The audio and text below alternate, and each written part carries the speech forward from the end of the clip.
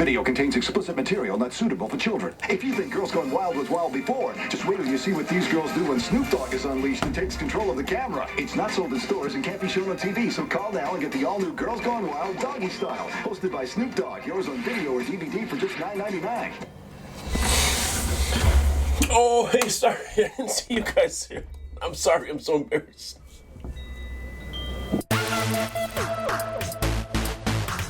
All right, welcome to STXB Shorts number 3.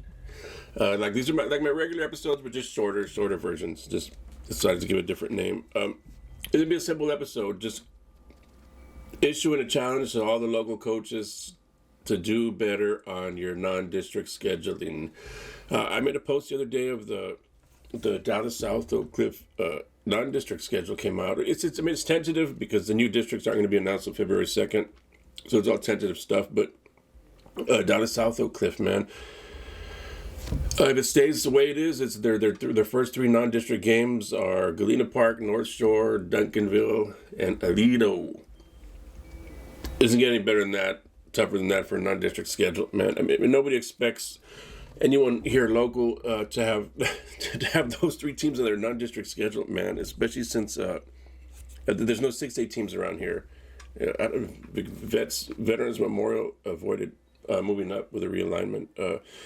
They'll still be 5A D1, but there's no 6A teams around here, so no one expects anyone around here to have Galena Park, North Shore, Duncanville, and non-district schedule. Aledo, I don't know why. I mean, Carolina played Aledo a few years ago in the state championship game, barely lost to them. But it's just my whole thing is that you got to start putting better teams on your non-district schedule, man. If you're ever going to get to the next level, man. I mean, even if you take some big L's, man. I think when Sosa first got to Alice, I think that first year they played Friendswood, Clearbrook from the Houston area. The second and third year in Alice, they had Port Arthur Memorial. And Alice lost those games by 4 or 5 touchdowns, man. But it's you got to put teams like that on your non-district schedule so you can get used to what the talent up north is, man. It's just you're never gonna take the next step if you're scheduling tomato can high for all your non-district games because you just want to pad your stats as a head coach, man. So that's all this episode is, man. Just issuing a challenge to all the local head coaches, man. Does it do better with your non-district scheduling? I know that the districts aren't announced officially until February 2nd.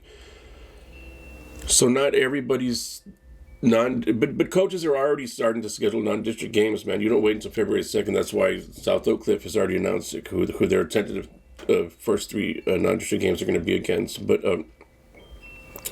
you got to do better than that, man. Especially all the coaches around here, especially if you're a coach of you don't expect the cellar dweller teams to have big time non-district, but the teams around here that expect to go 3, 4, 5 rounds deep every year in the playoffs, man, you got to do better. You want to take that next step, man. I'll take some of the local elite teams from around here and pick apart like who they've been playing. We'll go with Calallen first, my favorite punching bag. This year, Calallen played GP, Mexico, Flower Bluff, and Cuero for their non-district. See, okay. Gregory, Portland, Flower Bluff, and Cuero, that's legit non-district opponents. But it's still stuff we see around here all the time, It's you want to get used to that kind of speed and size you're going to see in the 4th, 5th round of the playoffs, man. So GP, Flower Bluff, and Cuero would have been legit if they would have added not Mexico City for their second game and they had a legit opponent to challenge them. I always forget. It's one of the Dentons, man. When Calallen was looking for a week 2 game for a while, they couldn't find a game. Denton Geyer or Ryan. I think it was Denton Geyer. Couldn't find an opponent, and so they challenged Calallen, and Calallen didn't want it. They didn't want that smoke, and they chose Mexico instead. You're never going to take the next step, man. You're so worried about your schedule and not getting beat up by somebody that they turned down a legit program from up north and chose Mexico City instead, a team they knew they were going to beat the crap out of, man. I was so disappointed in Coach Campbell from Calallen when they did that. They're so worried about their image. They didn't want to risk taking a big L to the Denton program, and so they went with Mexico City instead. A huge disappointment, man. it totally overshadows the fact that your other three non-district games were GP, Flower Bluff, and Guero. You gotta do better than that, man. Calallen's a top 10 team every year, most years, and it just to back down from a challenge like that and choose Mexico City instead. That's why you never got over the hump. Big disappointment, man. Flower Bluff's non-district this year was Bernie. That's cars need the car check's guarantee. A breakdown could mean thousands of dollars out of your pockets, but it doesn't have to be. Flower Bluff this year, man, they went with Bernie, Loretto United South, Calallen, Rockport, Fulton, Ed Cauchelsa. Well, Ed Cauchelsa was Flower Bluff, man. Flower Bluff always has some good and talented kids, big-sized kids. Bernie was a good opponent, but Bernie was for a pro. I don't want to take away from that, but Loretto United South, Rockport, Fulton, why are teams like that in your non-district, man? What happened to you against Katy Pateau a few years ago in the semifinals, man? You're going to see stuff like that in the playoffs. Put stuff like that in your non-district schedule, man. Don't be scheduling Loretto United South, Rockport, Fulton. None of your Flower Bluff, man. They got to do better than that with their non-district scheduling. Gregory Portland, who did they go with their non-districts this year? Obviously, Calallen. Calallen, obviously, rivalry. Carroll, Victoria East, Bernie, Port Lavaca, Calhoun. I mean, I don't. Again, man, that's not. Look, man, Calallen's legit. Obviously, Victoria. I just don't see. You put nothing but locals in Carroll. I understand the Battle of the Bridge, but get over it, man. It's a blowout every year. You got to use every opportunity you can for your non-district scheduling to do something better than that, man. GP. These wouldn't be so. See, Bernie's a good opponent. Calallen, obviously, it's Calhoun, but it's not. It's nothing you're gonna see in deep playoff runs that is going to prepare you for that. You get to face teams like this around here anyway. I don't know, man. GP also's got to do better than that with their non-district scheduling, man. I think Brent Davis going in year 4 there in GP, see what they do. Alice this last season had Corpus Christi King. Come on. This ain't on Coach Castellano. These were schedules made before he took over by Atwood. So we'll see what Castellano does this season with the new realignment. What kind of teams he has, a non-district. But Alice had King, Corpus Christi Veterans Memorial, Victoria West as their 3 non-district games. Obviously, Veterans Memorial, Corpus Christi Veterans Memorial, and Victoria West are the talented teams, man. But once again, you only have 3 non-district games. You wasted 1 on King and the other 2 on 2 other local teams. As locals, you got to put bigger programs from if not anything for anything else, then just for the mental part of it. Your kids get to see that kind of talent. It's just not something that's going to change overnight, man. We're not going to catch the rest of the state overnight. We're probably never going to catch the rest of the state. But you can, like I said in the other episode, close the gap. Just the whole thing is to close it. With me, it's close the gap. The gap doesn't have to be as big as it is. We don't have to be getting pounded by these programs every year. Too many skinny kids on our sidelines look like they never had weight rooms. But you start putting bigger programs from north of here, north of San Antonio, north of Austin, just to get the kids used to that speed that they're going to see when they make deep playoff runs, man. The speed and the size difference when they make deep playoff runs, man. Get the kids to see what kids from other parts of the state look like, man. Get them to put it in their head that they can do. I don't know, man. I get it, man. The demographics thing, I've said this a million times. Repeat. It's not like a broken record if you're someone that's already seen one of these episodes. But the gap can be closed, man. It's like I said, too many kids on our sidelines, roaming all our sidelines around South Texas, that just look like they've never hit the weight room, man. You got to do better than that if you want to take the next step, or you're going to keep getting pounded by all the bigger programs from up north once you reach 4th, 5th, 6th round of the playoffs. Veterans Memorial, Corpus Christi Veterans Memorial, their non-district this year was New Braunfels Canyon, Alice, and Ocampo. That's legit opponents, but for someone like Corpus Christi Veterans Memorial, you're a borderline 6A program, and 2 of your non-district games were against 4A teams. Alice obviously is legit. So Ocampo, and New Braunfels Canyon, that was a good opponent to put, man. I give you credit for New Braunfels Canyon. Alice and Campo are also good opponents, but you're a borderline 6A program playing 4A teams for your non-district schedule, man. Miller, I don't remember who did Miller play for their non-district this season. Miller played Rockport, Fulton, Ocampo, and Laredo Alexander. See, that's 2 wasted opportunities right there. Why is Miller, with dreams of state championship this and that, playing Rockport, Fulton, and Laredo Alexander for their non-district? This whole thing, once schedule starts coming out, like I said, this is just one of my STXB short videos, the third one. So this ain't gonna be too long, man. It's like I said, just a challenge issue, man. Hopefully some coaches watch this and they realize that I have the GOAT opinions around here for high school football. Look, man, who am I? I'm nobody, man. But somebody's got to start holding locals accountable, man. And who's gonna? The local news ain't gonna do it. They've got to do what they've got to do to keep the peace. Local news ain't gonna do it. Nobody's gonna do it around here. I'm gonna do it. I'm gonna hold coaches around here accountable. Stop scheduling cream puff programs for your non-district schedules, or you're never gonna take the next step.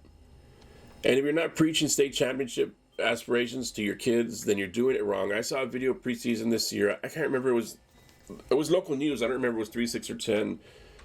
Coach Evans from Miller's being interviewed, talking about how the goal every year is a state championship. And I was trying to find the video so I can share it to make a point.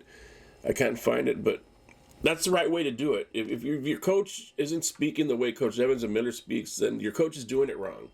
At least if you're a coach of one of the local, top 10, 20 or so teams from here, South San Antonio, man. If you're not preaching state championship as dreams, you're doing it wrong, man. So hats off to Evans. At least had the balls to come out preseason and say, look, man, our goal here is state championships, and we preach that to the kids every year. That's the way it should be, man. Every coach around here should have balls like that to preach dreams of state championships, man. You're doing it wrong if you're not doing it like that, coaches, man. Like I said, it just we got to do better around here with this stuff, man. Like I said, this is a short video. I'm fixing to be done here because I got to go pick up some Peter Piper pizza before the Houston Texans game comes on. The playoffs are about to start here. I got to get me some Peter Piper pizza. Looking like a creep walking into Peter Piper pizza as an adult by myself. But they have the best pizza, man, around here. So yeah, man, my thing is just I hope coaches. I hope coaches do better this season, man. I'm gonna do this. Once everyone's schedules comes out, I'm gonna dissect them all, man. What coaches, the winners and losers of what you selected for your non-district opponents, man. So hopefully, all these coaches from all these better programs we have around here, they don't drop the ball with their non-district scheduling and schedule a bunch of cream puffs, because I'm gonna call them out. I'm gonna call out every program that schedules a bunch of scrubs for their non-district. If you have dreams of state championships and 4 or 5, 6 round playoff deep runs, just if you're one of the better programs around here, man, you got no business playing scrub for your non-district schedule. You got to do better, man. So like I said, this is one of my short videos, STXB short number 3. My next full episode, I don't know, man. What are we? We're about 3 weeks away from districts being announced. So my next full episode will probably be in 3 weeks. But I will be making one of these shorts every week, talking about different stuff. Oh, the other thing I want to mention is the whole Alice ISD had their first walkthrough the other day through the stadium to show you all the things that are wrong with the stadium and why we need a new stadium, yada yada. And so I read the report by the engineering firm or whoever it was that did the walkthrough to grade the stadium, and they flat out say, man, I mean, there's things that can be fixed. It will cost somewhere around the $5 million mark, but there's no guarantee that it stays fixed and that you won't need to do it again a year from now or 2 years from now, 3 years from now. And they even recommend that Alice needs a whole new stadium. They came up with a $25 million number. I don't know where that's from or how that works, but yeah, even they recommended, man, Alice just needs a new stadium, man. You've seen the photos and you've been around the stadium, you understand. The stadium's almost 80 years old, man. Stop making everything about politics in that city and who knows who and who likes who and where they're going to build it. If you're not going to build it on my side of town, I'm going to rant against it. And just let's Coyote football is what Alice has. It used to be Coyote football in the oil field. In the oil field, so all you have is Coyote football, man. Like, show it some respect, man. It's been almost, that stadium's almost 80 years old, and it's in crap condition. It needs to be replaced. Do the right thing and build a new stadium there, man. They're having the walkthroughs. I think there's 4 or 5 different walkthroughs once a week for the next 4 or 5 weeks. And so they had the other one Thursday, and I think every 7 days after that, they're going to have one for like 4 or 5 weeks for different people from around the community. They're being very transparent, man. Alice IZ is being transparent as they can be to show you why they need a new stadium and why the whole thing with you just fix this or fix that. It's not going to work, man, because there's no guarantees in it. And it's a lot of money to spend where there's no guarantees. You might not have to do it again next year or 2 years from now or whenever. So do the right thing in Alice, man. Get them a new stadium. You got a chance to have like a nice state. Nobody around here has a nice stadiums, man, like they do in the valley or up north, other than the obviously Buck Stadium, man. We have a chance to do something here where you can it's a nice attraction, man, and it's just for the playoffs too. When those valley programs come up here to play, and they always have to play in Cavanas or Buck when they play San Antonio area teams, they can start playing in Atlas, man. It's a little bit of revenue there. And for those of you that are like, man, there's a whole new stadium for 5 games a year. It's not just that, man. It's not just varsity. It's JV, freshman, sub-varsity. Band plays there. Track plays there, boys and girls. Soccer plays there, boys and girls. Graduations there at the stadium. There's so many things that happen at the stadium. The stadium's used for not just 5 home football varsity games a season. Do the right thing there now, hopefully, man. But yeah, it's gonna be a short episode. I need to get my pizza. Get ready to watch the Texans. Watch my favorite quarterback in the NFL, C.J. Stroud. I thought he was going to be a bust. All those Ohio State quarterbacks come out and they're busts. And that dude's amazing. He had an amazing season, man. But it's just that Dallas is going to win the Super Bowl. We all know it, so whatever. But, yeah, you coaches that watch this, man, I know some of you do, whether you admit it or not, whether you comment or not. You guys, man, go out, do the right thing, man. Start scheduling better opponents for the non-district schedules. Just stop the nonsense, man. Stop scheduling the cream puff teams, man, and do better. But, so, yeah, that's about it, man. I got to go get my pizza here to watch this football game. Thank you guys for watching this STXB short number 3.